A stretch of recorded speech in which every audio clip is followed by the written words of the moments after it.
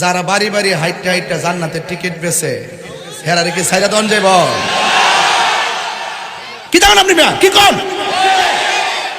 আপনি যদি কোরআনের অপব্যাখ্যা করেন আপনাকে আমি ছেড়ে দিতে পারবো?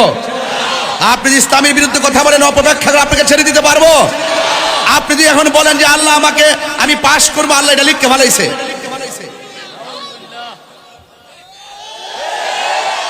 তো এই কথা বললে কি আমি কি ছেড়ে দিতে পারবো? এরপর যেহেতু আপনাদের একটা দাবি আছে নিরিবিলি ওয়াজ করার জন্য করলাম, এরপর আপনারা ভালো থাকেন, আমি তো বালা না, বালা লেগে থাকেন।